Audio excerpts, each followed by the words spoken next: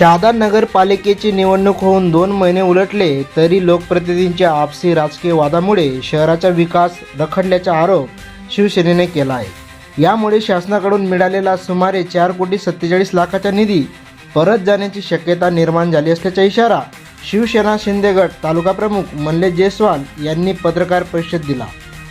गोमाई नदीवरील पूल, डांबरखेडा पूल यासारखी कामेही रखडली असून व्यापाऱ्यांना फटका बसत असल्याचे त्यांनी सांगितले। नगराध्यक्ष, उपनगराध्यक्ष व नगरसेवकांनी राजकीय मतभेद बाजूला ठेवून शहराच्या विकासासाठी काम करावे, अन्यथा शिवसेना जनआंदोलन छेडेल असा इशाराही त्यांनी दिला। झंझार क्रांती न्यूजसाठी कृष्णा कोळी, शहादा।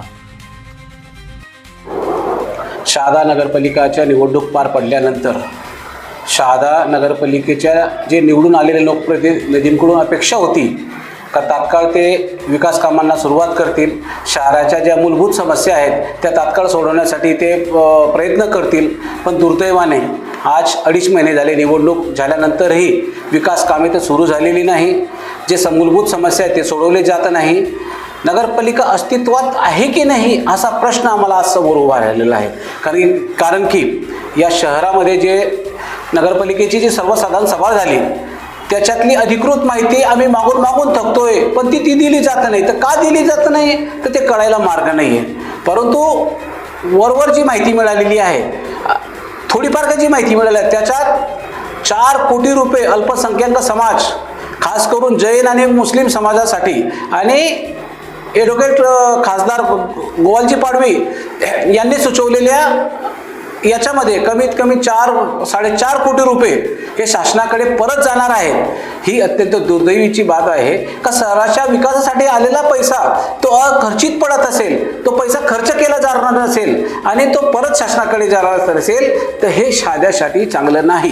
हे आज एक उदाहरण झालं, असे अनेक प्रकारे पैसे जर परत गेले तर शहराचा विकास कसा होईल, सामान्य जनतेचे प्रश्न कसे सुटतील, शहाद्यामध्ये अनेक समस्या आहेत ते कसं सुटतील। आज आरोग्याचा प्रश्न निर्माण झालेला, रस्त्यांचा प्रश्न, गटारीचा प्रश्न आहे, या सर्व प्रश्न आजपासून उभे आहेत, ते कसं सोडवणार आहात ना मग। आणि जर अशा वारंवार जर पैसे परत जात असतील, पहिल्या जे सर्वसाधारण सभेमध्ये पैसे परत जात असतील तर येणाऱ्या काळामध्ये केंद्र शासन असेल, राज्य सरकार असेल, खासदार असेल, आमदार असेल, हे कुठून निधी देणार हो? देणार नाही। मग हे शहराचं नुकसान नाही का? हे शहराची चेष्टा नाही का? या शहराला विठीस धरायचं काम नाही का? असा प्रश्न आमच्या मनात उभा आहे। म्हणून आमचं स्पष्ट म्हणणं आहे का माननीय नगराध्यक्षांचा सर्व लोकप्रतिनिधींनी याच्या संदर्भात खुलासा करावा। आम्ही जी आरोप करतोय का 4.5 कोटी रुपये परत जात आहे ते खरं आहे का खोटं आहे, याच्यात वस्तुस्थिती काय आहे, सत्यता काय आहे हे जनतेला कळू द्या।